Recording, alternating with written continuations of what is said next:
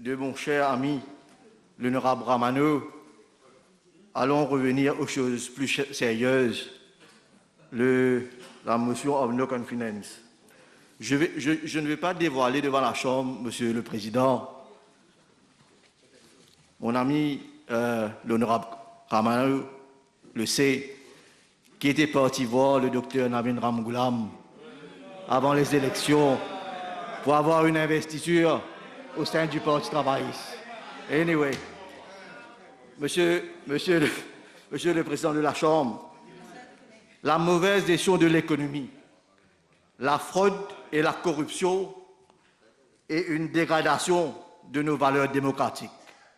These are the three main reasons that government is being taken to task today. Je vais commencer avec l'économie. Pour combien de temps? For how long are they going to continue using the war and the pandemic as excuses, Mr. the President, to shroud their economic failures, when the blunt truth, Monsieur le Président, is that the statistics and the economic indicators, si vous regardez les indicateurs économiques, vous allez voir, since 2015, the statistics prove them wrong. The indicators show that GDP growth, Mr. the Speaker, has been on the declining trend prior to COVID. When we left power en 2014, le national debt was at 237 milliards, 61.5% of GDP. Today, it has more than doubled, Mr. the President, to 419 milliards, above 100% of GDP. Sri Lanka's debt is at 104% of GDP. So we are moving towards that direction, Mr. the President. If you look at the audit report, the leader of opposition mentioned it the other day. Would you imagine that last year we spent 37%, 110 milliards of our expenditure, not your health, not on education, but on payment of debt. 37% de notre expenditure on payment of debt. And what is more alarming is that 46.8%, 137 milliards of our revenue came from not growth, not production, it came from borrowings. À peu près 50% de notre revenu l'année dernière est venu sur borrowings. We have been having twin deficits. Both trade deficits, nous importons plus que nous exportons, and budget deficits, nous dépensons plus que notre revenu. Similar to Sri Lanka, and this since prior to the pandemic, the rupee has started depreciating, not now, depuis 2015, prior to COVID. And we have been depleting our foreign reserves. Pas maintenant. Avant 2019, you will remember we borrowed 18 milliards from the BOM en 2019, avant la pandémie. And Mr. Speaker, whilst we are desperately using the crisis as an excuse, economies like the Maldives, the Seychelles are up and running. Mr. Speaker, sir, earnings on tourism in Seychelles have surpassed pre-pandemic level according to the latest IMF report. 1,3 million de touristes have visited Maldives en 2021. Et à Maurice, on a eu 300 000 touristes en 2020 et 180 000 en 2021. They also, Maldives and Seychelles, they have been affected by COVID. They have been affected by the war. But they are standing strong against the crisis, whilst we are making false excuses. And the truth, Mr. the Speaker, sir, is that because of their mismanagement, even before the crisis, we were already seeing the cracks in the economic landscape. And the World Bank report of April 2021, through the eye of a perfect storm, bears testimony of the economic mismanagement. Mr. Speaker, sir, I'm going to quote one paragraph. The shocks of 2020 came at a time when serious structural cracks were beginning to appear in the foundation of Mauritius' long-term growth model. Even prior to COVID-19 and other events of 2020, Mauritius was on an increasing fragile development trajectory. So today it is more than obvious that we are seeing the effects of years of mismanagement of the economy by this government, Mr. the Speaker, sir. And in the meantime, alors que le gouvernement crie au loup, despite COVID, despite the war, le gouvernement prend un malin plaisir to squeeze the middle class to the limit with taxes, TVA, contributions sociales généralisées, contraventions pour non-port de masques and other contributions afin de renflouer la caisse de l'État. Monsieur le Président, la classe moyenne aujourd'hui est devenue une vache à lait de l'État. Let me just give one example. The price structure for Mogas, l'essence, Monsieur le Président. Sur l'essence, en 2015, they increased the subsidy on Build Mauritius Fund from 1 rupee to 4 rupees, which they later amalgamated with excise duty. The contribution for subsidies on gas, flour, and rice. And they talk as if, they say they are maintaining the subsidies as if the money comes from their pocket. But they have increased it from 1,50 rupee to 4 rupees 20 per litre. They introduced 1 rupee per litre for COVID Solidarity Fund. They introduced 2 rupees per litre for vaccines. They introduced a new levy for construction of storage facilities. And the VAT, which was 6 rupees per litre in 2014, is now bringing 9 rupees per litre to government. Monsieur le Président, this is how this government has been fleecing the population behind their back. Let me come to la corruption et les scandales, Monsieur le Président. The other day, Honorable Ganu was saying that he hopes that people will understand the rise in the fares of public transport. Mais ce que le public n'arrive pas à comprendre, comment leur demander de faire des sacrifices alors que vous, les membres du gouvernement, continuez à dilapider les fonds publics sans aucun scrupule? And they are good at it.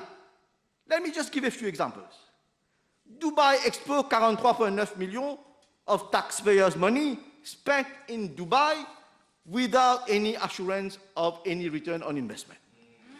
The dismantling of BAI has cost taxpayers 22 milliards. The political vendetta in the Betamax case, 6 milliards of taxpayers' money. Purchase of pharmaceutical products by STC under the emergency procurement, 1.4 milliards. Purchase of Molnupiravir, 80 millions of public money. Safe City project, 19 milliards. Cameras are still not working. Côte d'Or initial cost, 2 milliards, ended up costing 5.8 milliards to taxpayers. Out of 80 milliards earmarked for MIC Limited, 45 milliards have been dispersed to different entities in total opacity. We cannot ask questions about the 45 milliards, even though it involves public money. And as regards scandal, I'm going to finish on this. Not my speech, but on year in, year out, Mr. the Speaker, sir, you will notice. Dans chaque finance bill, le GRA Act has been amended repeatedly afin de protéger et d'augmenter l'emprise d'un seul bookmaker en particulier sur l'organisation des courses à Maurice. Et la population sait de qui je parle. Aujourd'hui, ce bookmaker a des athlètes partout à travers l'île pour inciter nos jeunes à devenir des zougadaires. Et la loi a été amendée pour que le bookmaker paye qu'un simple trade fee aux collectivités locales. Par contre, les autres bookmakers, eux, payent des millions pour leur licence chaque année. Et ils ne peuvent pas opérer en dehors du champ de Mars. Et aujourd'hui, ce qui se passe à la MTC, c'est un exemple concret de ce qu'on qualifie de state capture, Mr. the Speaker, sir. Et pourtant, en 2015, il osait dire que le Parti travailliste avait encouragé une culture de nation zougadaire. Today, we are seeing the crude reality of this government. Ça, besoin d'une classe pour faire comme je fais là. Anyway, the list of scandals is long, Mr. the Speaker, sir. And I prefer to keep some for my intervention during the budget. Let me come to la démocratie. La démocratie à Maurice aujourd'hui, Monsieur le Président. On a parlé du renvoi des élections municipales, sans oublier les amendements apportés au IB Act afin de bâillonner nos radios privées. But then the restrictions under the COVID regulations are being maintained intentionally to prevent political gatherings. Allons dire la vérité.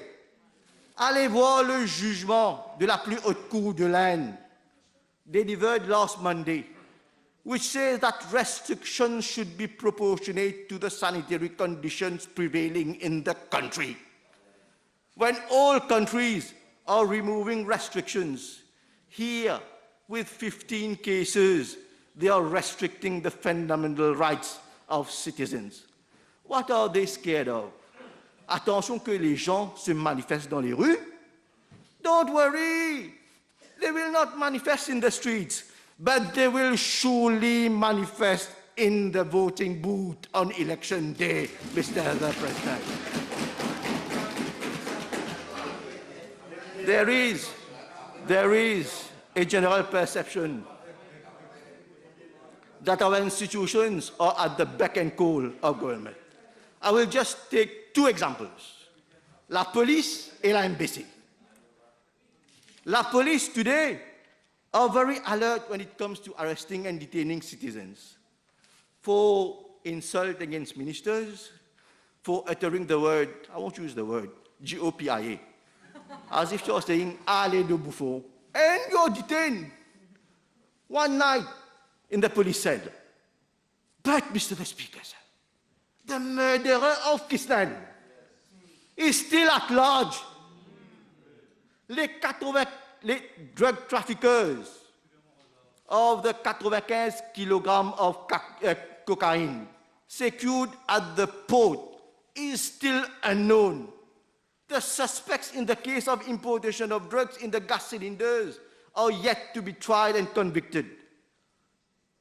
And the other day, I heard the Honorable Prime Minister saying que les trafiquants se sont enrichis pendant que, dans les temps du Parti travailliste. We have, Mr. the Honorable Prime Minister, we have never heard of la drogue synthétique prior to 2015. Just go and see how synthetic drugs are now destroying the youth of our country. Et la MBC today, la MBC est devenue une honte nationale.